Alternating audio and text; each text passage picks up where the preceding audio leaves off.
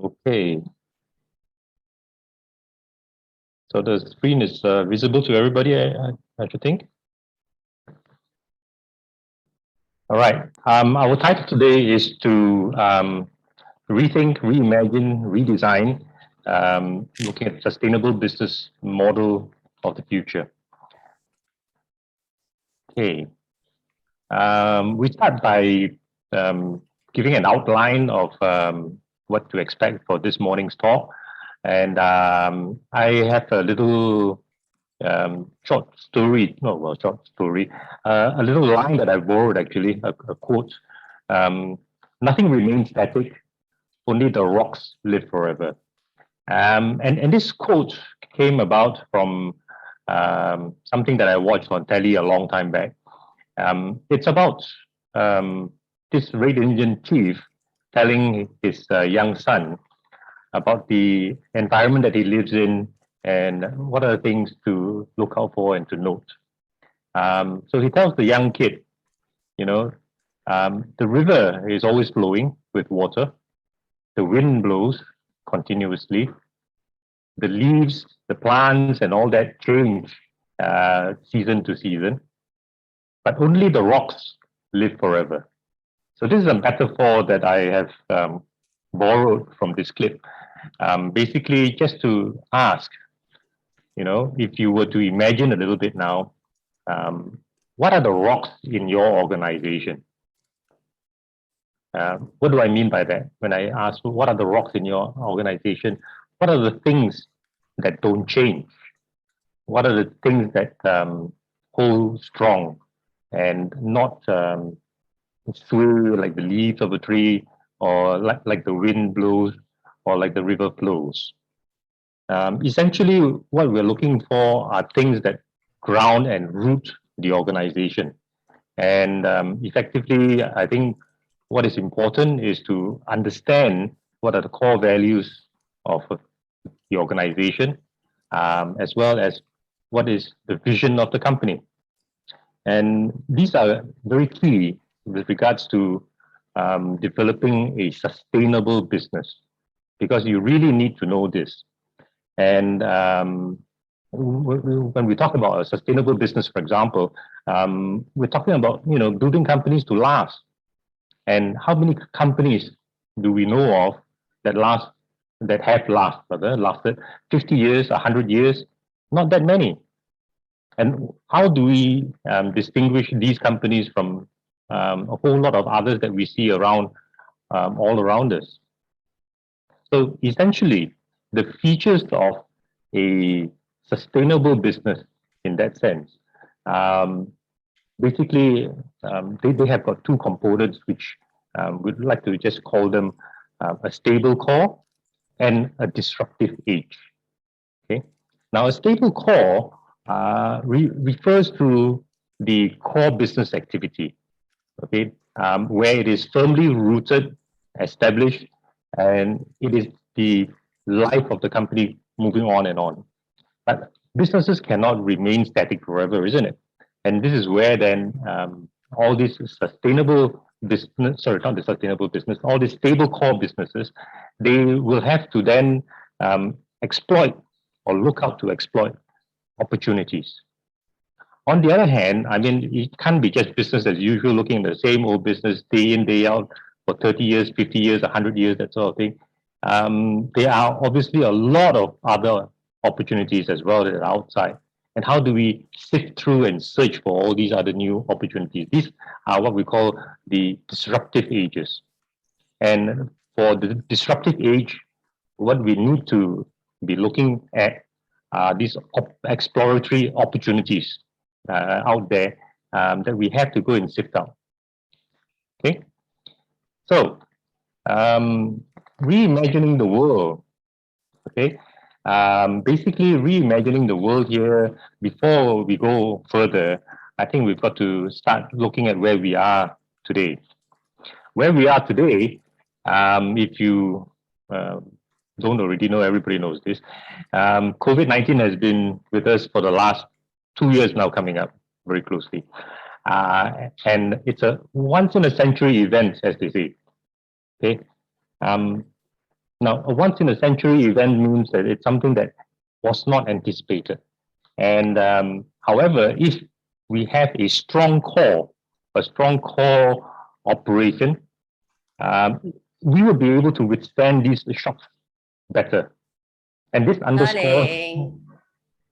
and this underscores the need for institutionalized risk management and business continuity oversight and processes. And this is something that we do with a lot of organizations. Okay. Now, since COVID set upon us, basically, what has the reaction been like with companies? How have companies been affected? Basically, it's one of two. Either you would be dancing in the rain, or you would be in a perfect storm. And dancing in the rain basically means that it's just a light rain to you, and you're happy, dancing and singing out there in the rain. Now, what are some of these companies that have had this experience of dancing in the rain? And it would probably be those companies that were in the health sector, medical sector, ancillaries like glove manufacturing, mask manufacturing, logistics companies. These were all doing tremendously well as some technology providers like Zoom, which is what we're using today, and a lot of other similar type of technologies that have enabled people to work from home. Now, the rest of the other companies, most of them barely survived, and quite a number have also been literally washed away. So there's been a bit of good and a bit of bad experience for different people. And there's a little bit of an ugly side as well. I call it ugly, but don't take it literally. Ugly here in this sense is because, like in the last 12 months or a little bit more, 18 months, a lot of companies here in Malaysia, for example, they jumped into the bandwagon of overnight because they had some stability. They thought that this is a disruptive age that we can capitalize on. So why not we go manufacture gloves as well, or manufacture masks, or manufacture PPE, or bring in this and that sort of things for the health industry. And this sometimes is done without much further thought, evaluation, and analysis, whether or not this is something that will fit in with your core activities, and whether it sits well within your organization as a whole. So, in some cases, yes, you might be able to branch into something new altogether, but most of the time, it's really pulls apart. So, what do you do? Should you do it? Should you not do it? That sort of thing. It's a big question, and these are some of the things that we try to help people answer. So 2 years down the road now, there are trends emerging definitely that we can see, things that have shifted more or less permanently. Things like work from home, use of new tech, digitalization, which had already started actually before the pandemic. But now it has been really been much more upfront now, push upfront now to all of us. And this is something that I think we need to understand, and we need to see how we can engage better our businesses in this environment. So the next thing that I'd like to talk about is the power of disruption. And basically, when we talk about the thing here about disruption, how do we see the future? The future is full of uncertainty, and we need to know that there will always be a climate of change and uncertainty.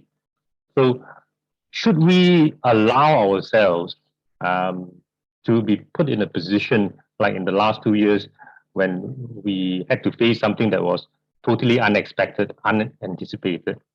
Or should we try to put ourselves more in control by being in the driver's seat? And this is where reimagining the future comes in. Okay, and it's something that we should all try to see how we can put our businesses in a better position so that we can capitalize on moving forward with our own ideas, our own imagination of what the future holds for us. Okay?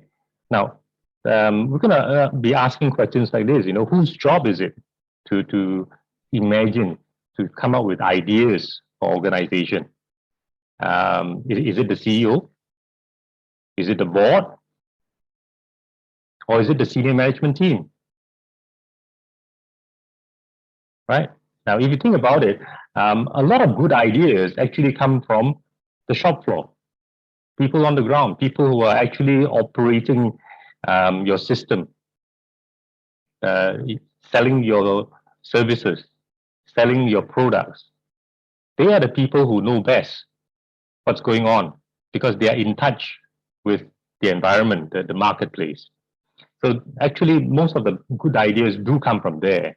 An example would be, an airline had this program that we ran for them about ideation, and they rolled it out, and they got people from their air crew down to the people within their ground support services and all that sort of thing involved in this ideation program.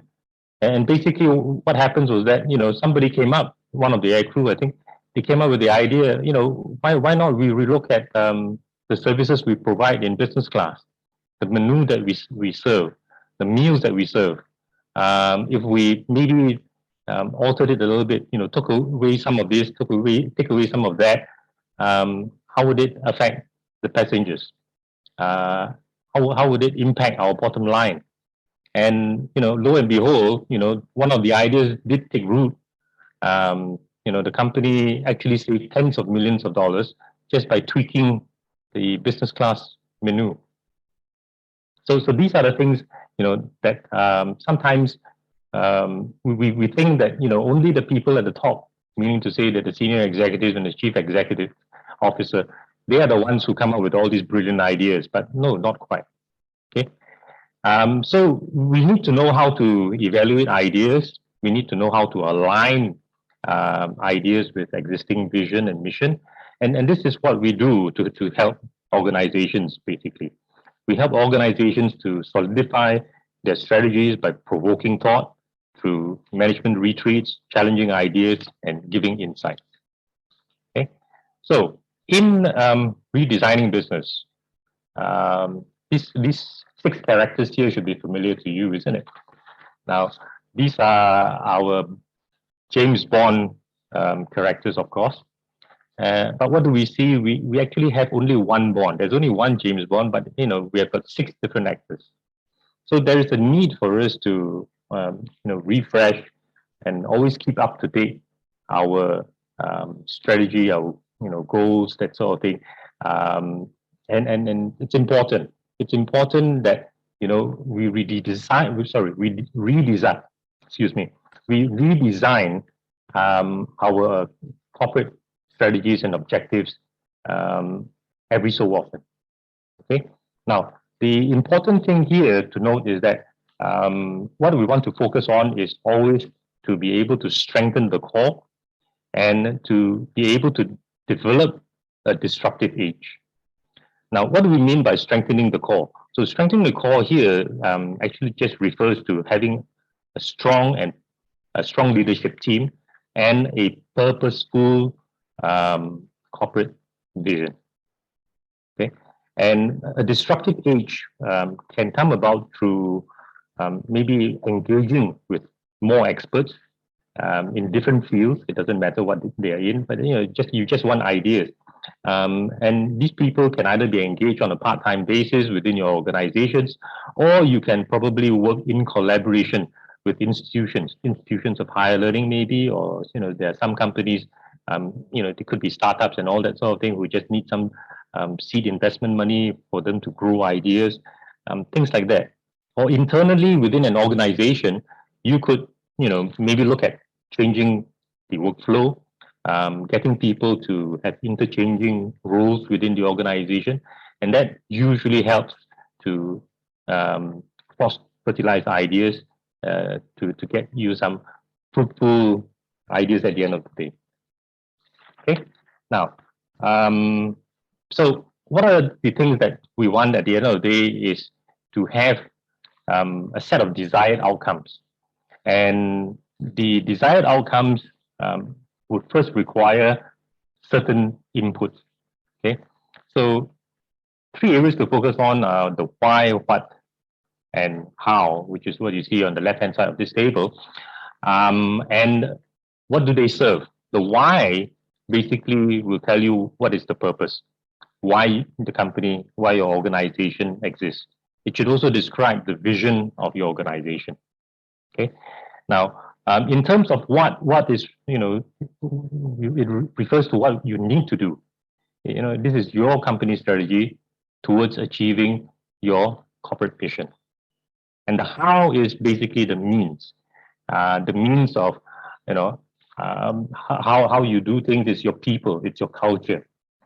So this is one very key and important thing because people and culture, in especially what I find is in our part of the world, Asian communities largely, we tend to overlook the cultural aspects and the needs and nuances of people and how they actually form the backbone of your organization to achieve the strategic objectives and the mission and visions of the company.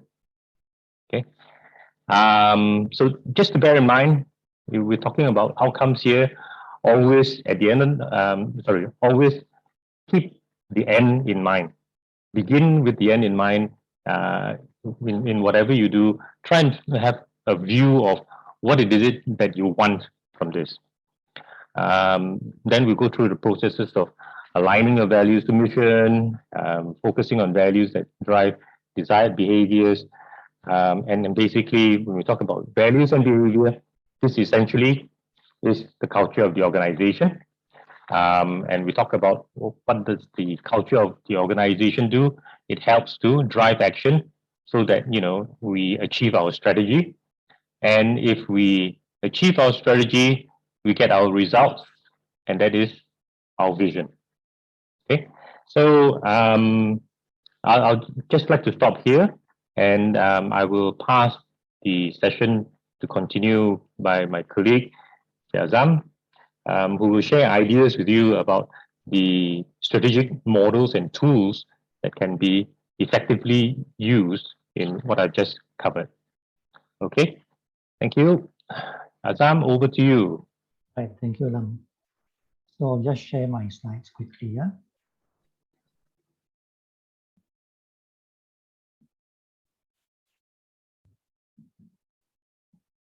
All right, good morning, everyone.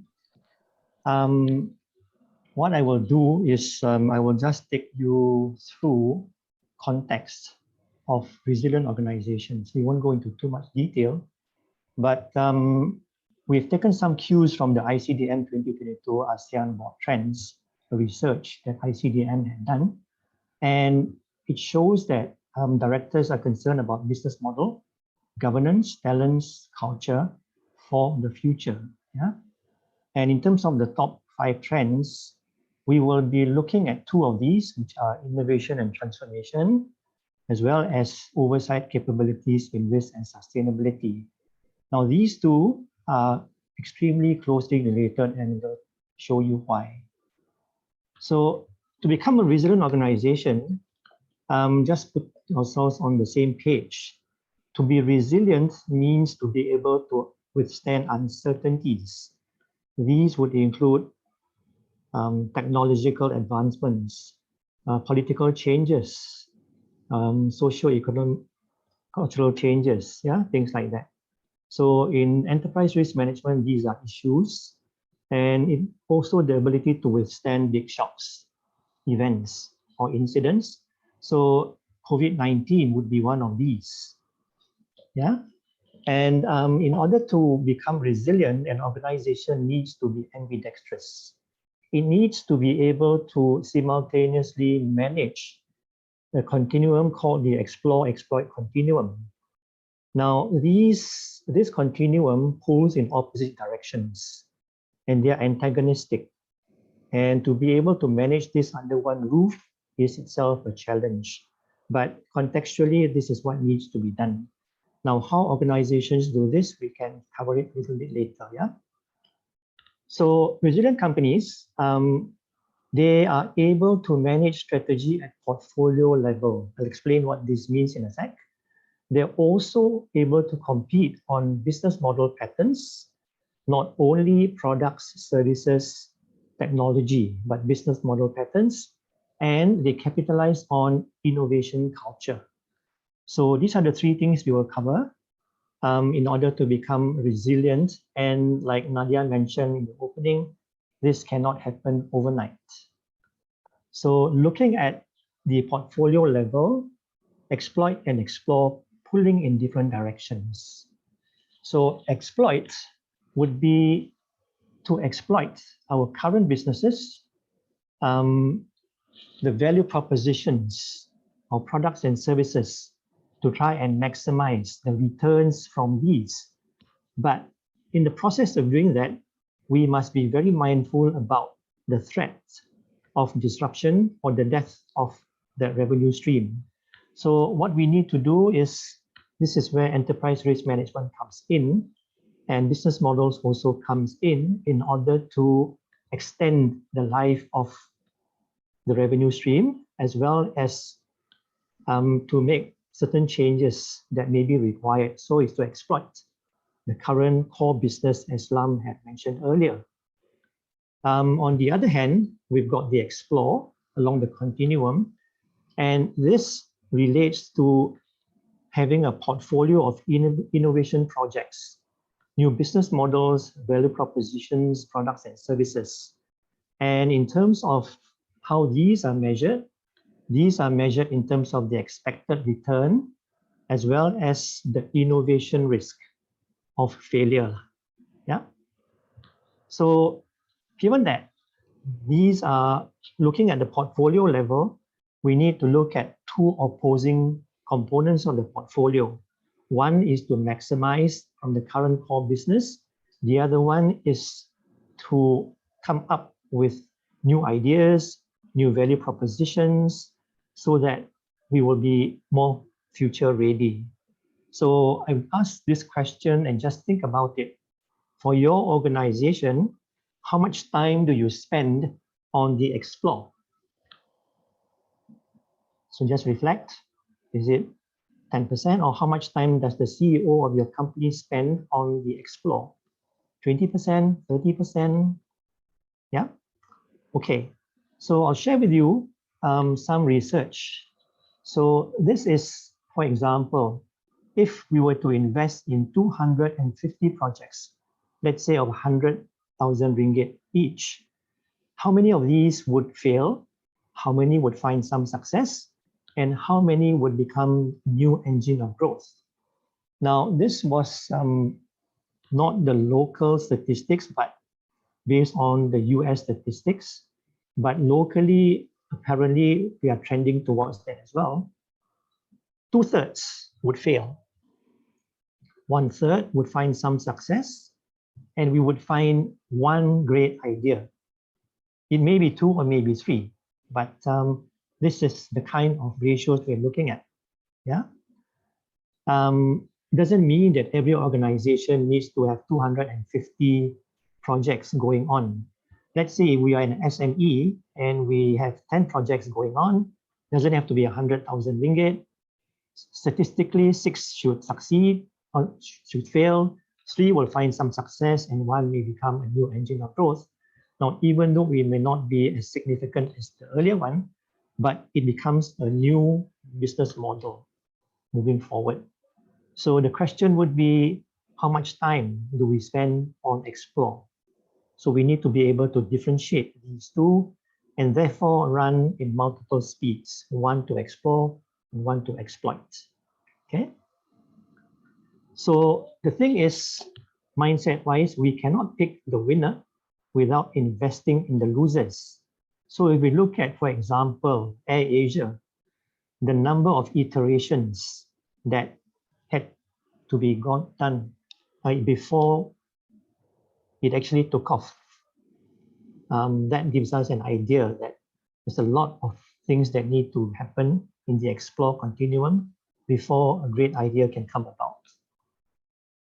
So moving forward, we cannot talk about being sustainable, being resilient, without understanding this concept called customer jobs. So like I said, I'm just going to touch on some of these concepts.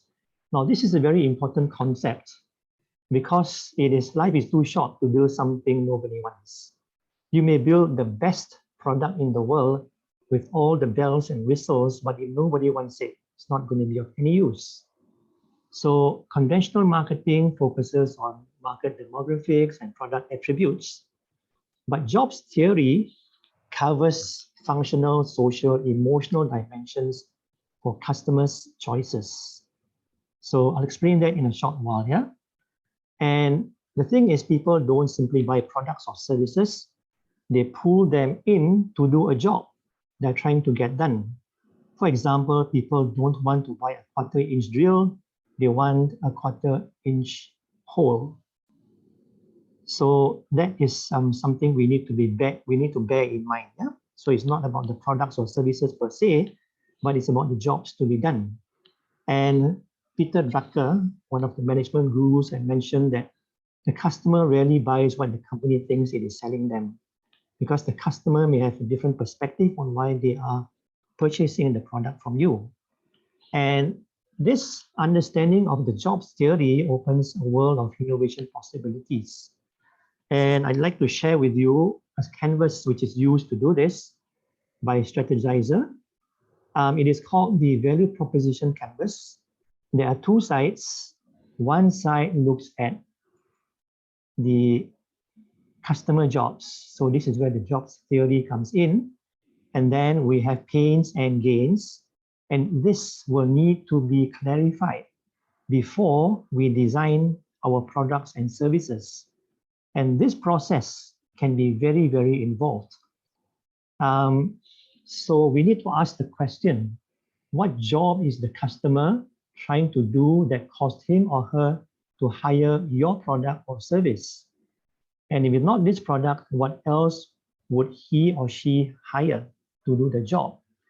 Now, this concept was made famous. It has been around for a long time, but there was a study done for a fast food chain with regards to milkshakes. And this fast food chain wanted to increase the sales of milkshakes, and they increased the amount of strawberries, the amount of chocolates, but nothing seemed to work. So they had to try and figure out what's happening. So they engaged this company to do the study, and the company's consultants stood at the door, and they found that to interview people who bought milkshakes, and they found that these people who bought milkshakes, 50% of them came in before 8:30. And they asked the question, why are you hiring a milkshake? They didn't understand this, but after some prodding and some questioning in a different way, they found out that these people bought the milkshake to accompany them to work in the long drive, because it helped to keep them not so hungry. This is in the US. And therefore, the job to be done was to keep them company along their long drive. So with that perspective, they redesigned the processes to make it a lot easier for people to get their milkshakes before they embark on their long drive. And it's a consequence of which the sales went up dramatically. So we need to understand the job to be done there. Yeah, we'll revisit this in a short while. But not only is it about the job done, for that job to be done, what are the pains that they are facing? In this case, for example, at one time, Nokia was flying high. And in terms of the mobile phones, they wanted more than just phone capability. They wanted to be able to do emails. They wanted to be able to do searches and all that. So the jobs to be done is very clear, but there was a big pain. The phones had too many buttons. The buttons were too small. The screen was too small. So that pain needed to be addressed. So what Apple did was they came up with a phone. They came up with a one-button phone, and then they managed to do the layering. And although the jobs to be done were the same, but Apple came up with a solution to overcome the pain that customers had. And this was a very powerful job to be done that Apple had, and the rest is history. Yeah. So that fit becomes important. And therefore, it is trying to find the sweet spot where there needs to be enough demand, where people are willing to pay in order to overcome that pain or to get that job done. Okay, now, why do so many of these initiatives fail? That's because we need to go through this process where we have an idea, we need to design it, we need to test it in an iterative process before we decide to scale it. Now, as we had seen, in spite of this process, we've got a high percentage of failures. Now, this process involves an iteration which goes into testing. And interestingly, statistically, the first round of our assumptions when we design something, less than 20% or less than 10% are accurate. And therefore, this is a very, very involved process. Yeah. Okay, so like I said, I just had to touch on this. So we need to be very clear as to what we are doing. You remember the exploit and the explore continuum. So if we talk about exploit, we're talking about innovations that relate to sustaining the business, to make products better. So for example, you find the iPhones. This is a sustaining innovation where the next generation cannibalizes the earlier generation. So you will not see increase in revenue as much. Now, efficiency innovations where you do more with less, which is what many organizations do. But on the other side, which is very much on the explore continuum, we're looking at market creating business models. And what we are trying to do is we are competing against non-consumption, which means that previously people had not consumed this, but you are trying to get them on board. So a good example would be Air Asia. Now everyone can fly. So previously non-consumption, and they managed to get the consumers, yeah, coming on. Another one would be potential products.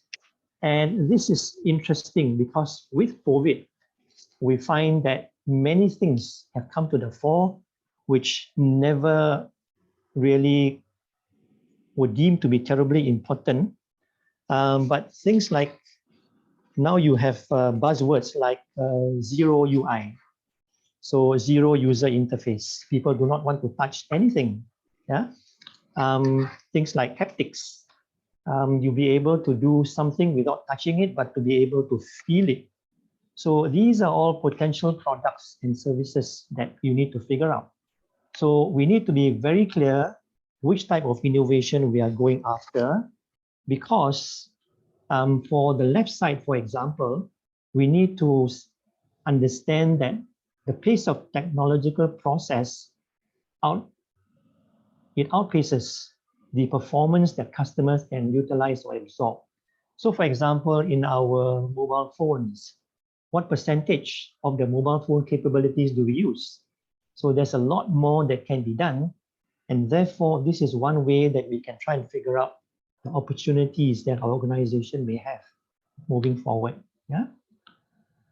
Okay, so why we need to be clear about the type of innovation? Because a lot of data out there, we can try and bring the data in.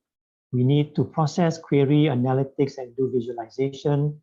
But this needs to be driven by our objective and scope in the first place. Otherwise, if we start without having clarity here, we will be all over the place and we will not be able to get and understand what we want. So business model, just again, to be on the same page, Business model canvas is one way that business models are described. And the blue part relates to the front stage. So all of us have got our value propositions and the customer segments that we service. So we deliver that and we create customer relationships and it moves on here. And then we've got our backstage where our activities and our resources and our partners enable the delivery of these value propositions. And then we've got the profit formula, which is the cost structure and revenue streams, which tells us whether this becomes viable or not. And the innovations can come from any of these. But for the explore continuum, we must first be very clear about the value propositions or the jobs to be done. Rather the jobs to be done before we can come up with the value propositions. Okay. Okay. So the other one would be to compete on business model patterns. This is the second part. And there are numerous patterns that have come about, and management can actually access many of these patterns to get ideas as to what could be relevant for their organizations. So an example of a business model shift or pattern may be, for example, services shift. So for example, you may move from a product to a service-oriented business model. So you want to be able to get the job done without the hassles of ownership. BMW is moving in a big way on this. Many car sharing apps are moving in a big way on this. Circular shift, where we go into sustainability, where business growth and positive social environmental impact reinforce each other. And this is where Nike is going big. And they've got taglines like, the end is just the beginning. So as they pursue this, the desirability of Nike vis-a-vis the other brands may be enhanced. Yeah. Also in terms of being sustainable. All right. I only got a couple more minutes left. Now, so we've got corporate identity that Lam talked about in terms of why we exist, our core portfolio maps with regards to the different portfolio, the entire portfolio that we need to manage. But this needs to be enabled by a corporate culture. Again, this is an antagonistic one because you've got forces pulling both ways. And we need to be able to harmonize these different cultures. Yeah, you need to be able to harmonize. So for example, they pull in different directions. The financial philosophy for exploit. You want steady returns, you want dividends, you want profitability, you want good ratios. But on the other hand, explore, you want to have venture capital style risk taking. You need and you expect a few outsized winners, which is very different from the exploit. Culture processes, you want minimal failure, you want predictability, but on the other side, you need to be quick. You need to work through iterations. You need to embrace failure and learning, and you need to be able to adapt quickly.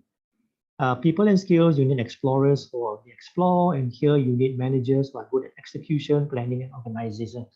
So you would see that the cultures vary at different ends of the continuum. So innovation culture, there are 3 levels that we can look at. So first of all, we need to look at the enablers or the blockers. Now this would then determine the behaviors, and then we are able to achieve the desired outcomes. Now, as to what management can influence will be very much the enablers and the blockers. And for example, you've got leadership support, you've got organizational design that tells us how important the explore is in the organization. And in terms of the practices and the tools, what we've talked about. There's a lot out there in the market. Yeah. So, for example, behaviors, leadership support, CEO spends at least 40% of time on innovation. So, for example, for practices, customer obsession or jobs theory is an obsession. Here, willingness to fail and learn would be a behavior that is desired, that needs to be enabled by the enabler or the blocker. Yeah. So these are cultural facets.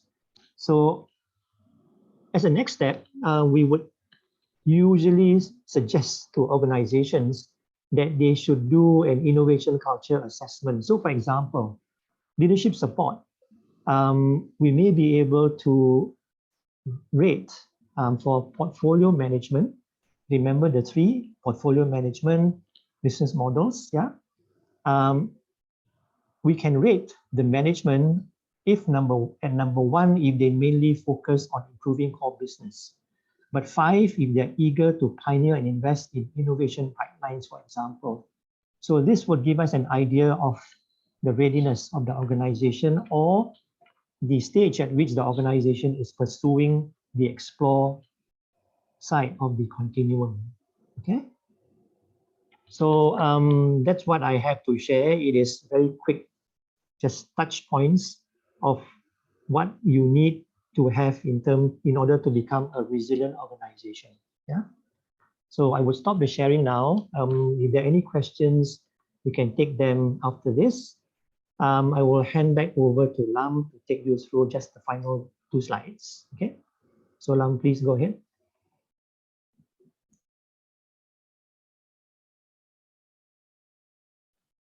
Azam. Okay, just hang on a second while I pull this up. All right. So we revisit here now the little findings that the IDCM survey had turned out, and basically, these are the 5 trends that most boards are concerned about, and would like to pay more attention to. Our focus for today is really number 1 and 3, as Azam had covered earlier. But just to go down a little bit more from here, basically the areas which we are given to understand that boards would like to focus more on innovation, modernization, and transformation, which is about 2/3, 67% of those surveyed. Strategy and growth, 65%. Risk management and enterprise resilience, that's 54%. Sustainability is and ESG is also very high at 54%. Now, amongst all the things that were surveyed here, there's a whole long list actually. The top 3 are basically areas that we at Agile Inno cover. Agile Innovation, we are a consultancy. We provide services of helping companies to strategize their objectives to achieve their visions, and as well as we also conduct things like risk management reviews and also business continuity. Apart from that, we also do human capital development, and that is in the area of leadership development and a host of other related areas, using gamified learning processes, which we believe are the more effective ways of learning. So with that, I would like to conclude our session. Thank you very much for your kind audience, and we hope that there has been some useful takeaway by you all. Thank you so much. Thank you very much, Lam. Thank you very much, gentlemen, for that very insightful kind of I know it was very quick touch points, but definitely I felt that there was a lot to kind of process and take away because this is such a complex topic, right? We do have a question or so, but please keep them coming.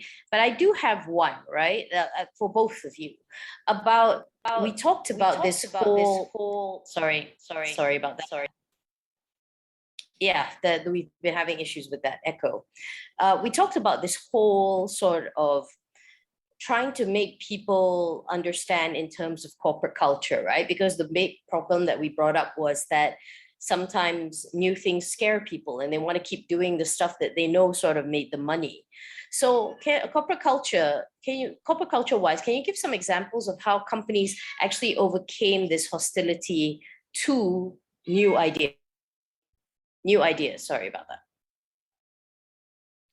Okay, I'll just begin then. Basically, a lot of companies do have difficulties in this area, in the sense that um, it's a mindset issue, and this is always a difficult thing to overcome. And as Azam used the word antagonistic, it's quite true because if you're sitting at the top there, sometimes you may feel a little bit insecure. That you get some good ideas coming from below you, and there are people who are like that who don't know what to do with it, and they try to either put it aside or they then try to make it become their idea. So things like that do happen, but it's, as I said, a mindset issue that companies should work towards trying to engage more with staff at all levels, to have an open mindset. That's very important. If you have an open mindset, then things become easier to accept. If your mindset is not open, then it's kind of like, this is real tough. Yeah. I think the mindset is the hardest thing because we as humans, we tend to not like change. In general, we go for familiar patterns. So Correct. is it then down to the leaders or their management team or their board? I mean, like, how do you even start that process? Yeah, well, it's a lot of conversations that we have to get going. Yeah. So a whole lot of conversations, communications, and it usually has to start top down. For sure. And then you've got to then encourage people who are down the line to be able to open up and speak up more freely, openly, without having to worry about whether they think the idea is a good idea or a silly idea, that sort of thing. So well, it's easy to say try not to be too judgmental, on the comments and feedback that come back. Yeah. I think and if you it's continue hard with to. this kind of conversations, then I think over time these conversations can become more meaningful. Yeah. Anything to add, Yeah, if I may Azam? add, yeah, sure. Organizations where you have portfolio management, where you have the exploit as well as the explore, where in the organization people will get more used to some of these things. Even in exploits, for example, when COVID happened, you need to relook at your business models.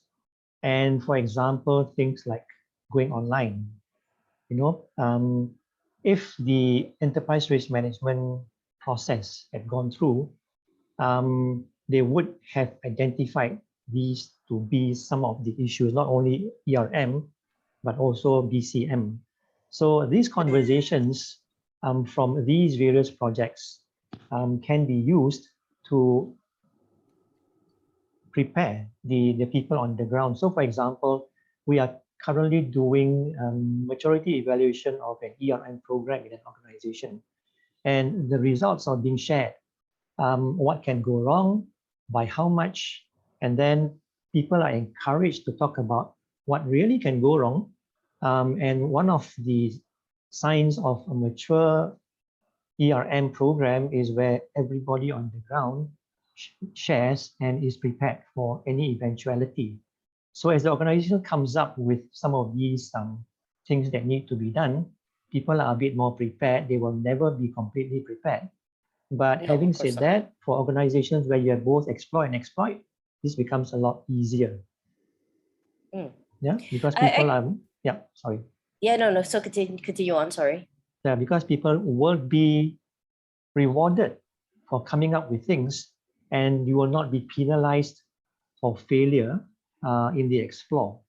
So as a result of which the culture will build and people will not be terribly afraid of things that come their way. Speaking of that, there was a question. I saw you answered it, Lam, but I think we'll answer it for everybody about how can organizations reward good ideas? You said give ownership and leadership opportunity. Can you expand on that a little bit more? Because we're talking about not being judgmental when it comes to new ideas. I mean, have companies actually done this well? Have they rewarded good ideas in the past, do you think? I think they have, but in different ways. What I think is effective is that you give ownership to the people or persons who have come up with the idea, and the opportunity for them to lead those ideas, since they're the ones who have come up with it. And maybe, they can't take it all the way, but at least give them that opportunity to start it off. And then maybe, if there's a need to bring in other people, other resources, expertise, that sort of thing, then so be it. But, I think that in itself is a very powerful form of recognition. All right. Anything to add, Assam, for that? Yeah, sure. This thing, it's about having the vehicles to carry them through. The example Lam gave about the client that we did some work with, where ideas actually were floated up. That organization, through some of these interactions, actually set up an innovation center. And they actually put aside quite a bit of money for staff to do that and to participate in that. But recognizing that many ideas will go astray, one of our partners has actually set up this platform called an ideation platform, where in programs that we do, these are actually captured. Or even if we don't do programs, ideas are captured, and these are captured by themes. And then there is also voting kind of capability in terms of what should go first. So this will be made available to people, and it actually makes it visible to people that the company is going after ideas.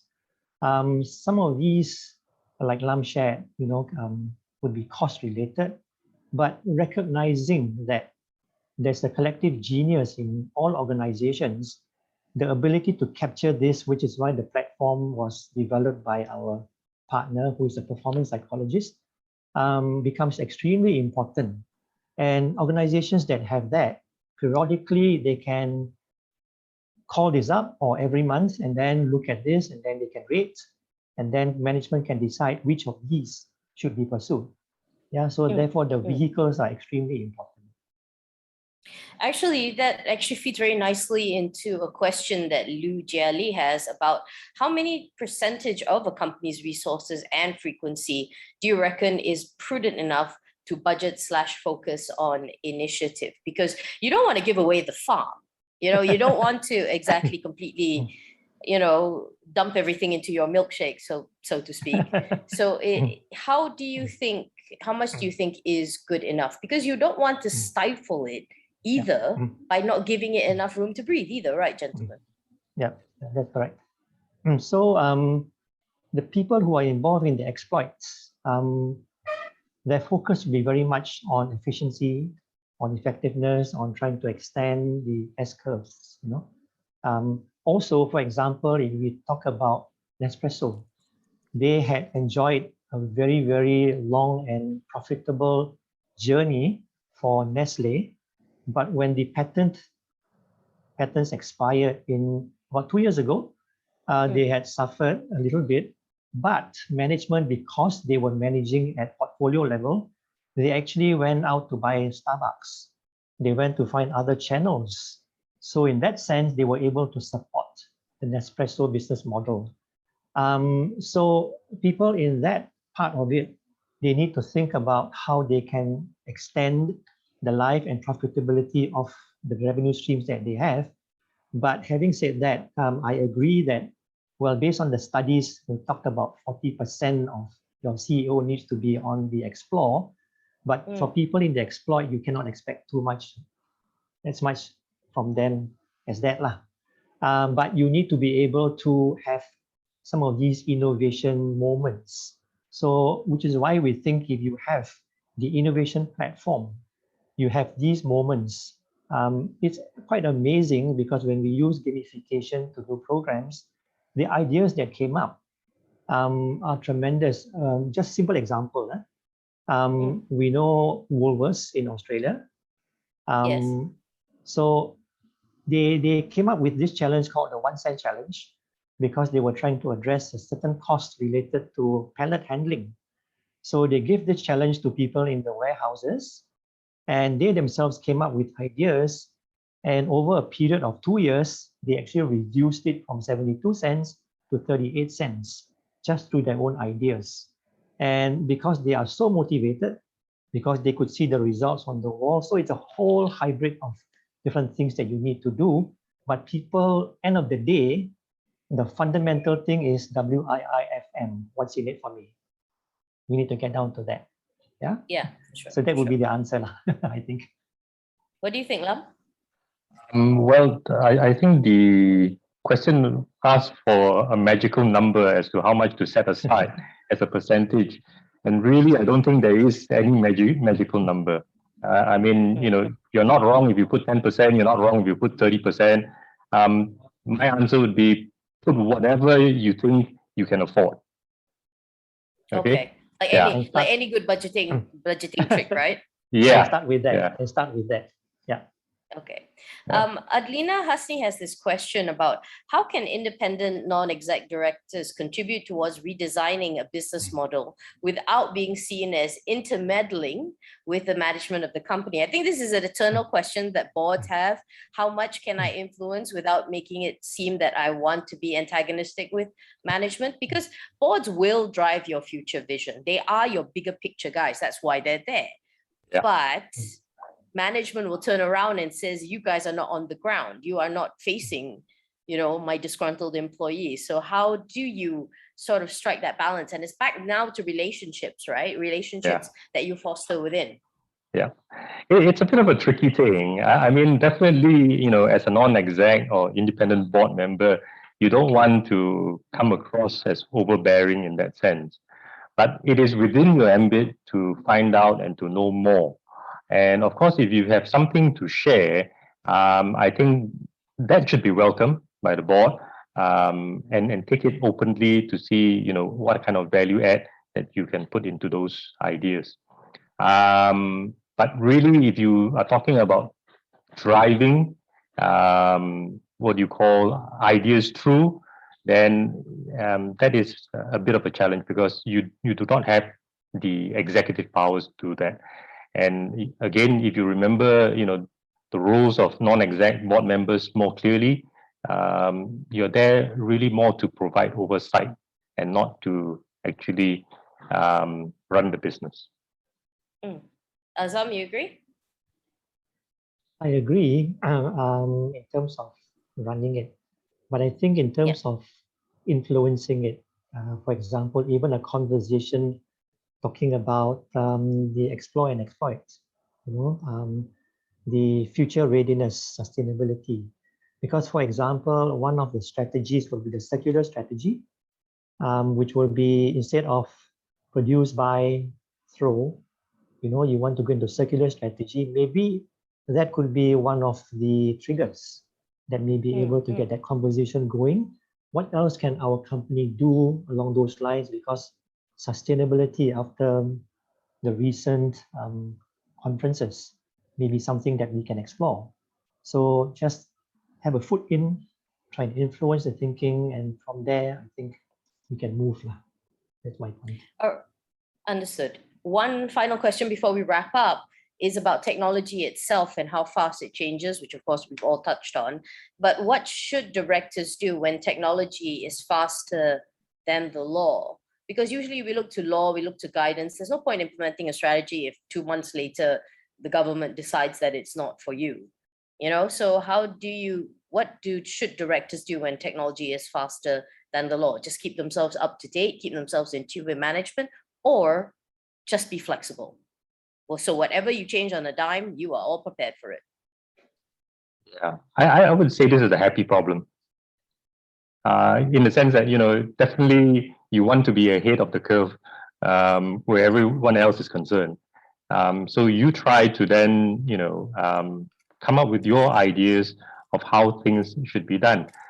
When it comes to law, for example, you could even give ideas as to how things can be put in place by the authorities to your, well, I wouldn't say advantage, but to suit you in terms of being able to continue to develop these things that you're doing.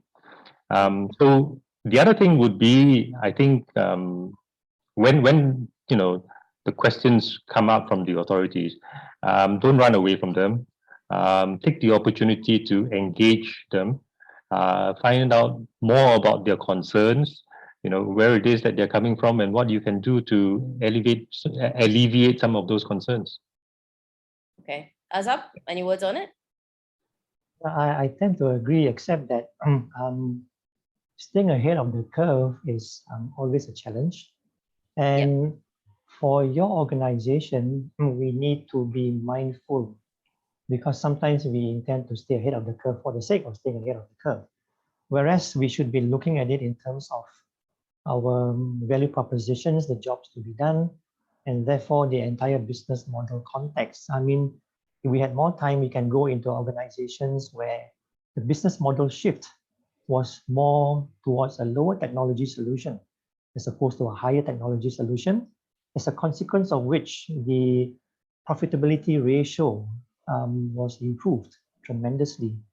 So technology is but an enabler. We need not, because we can leave it to the technology companies to try and design and build things, but depending on the industry we're in. So contextually, that's what I have to add. But I agree in terms of having the conversations with the law. Yes, we should have that. I think that's a wonderful way to end it. Thank you so much, gentlemen, for your insight. It has been a very, very enriching morning. Before we wrap up, we would like to pose for a picture. Are we ready? On the count of 3. 1, 2, 3, smile. Okay, one more. 1, 2, 3, smile. Okay. So thank you very much. Thank you very much for that, gentlemen. Thank us. Virtually thank our two speakers this morning. Okay. We'd like to now hear from all of you, our participants. You can please drop us your feedback and questions, not on today's PowerTalk only, but also on ICTM's various programs. As you can see, there's Board of Director Effectiveness. There's also the mandatory accreditation program, which is designed to formally onboard new directors. And with that, we've come to the end of our webinar for today. Thank you so much for all your participation and questions. We hope you can join us tomorrow for what is the final for this PowerTalk series for 2021, basically titled Becoming a Boardroom Star. That's it for this session. It's been my pleasure to be your moderator. Everyone, stay safe and have a good Thursday.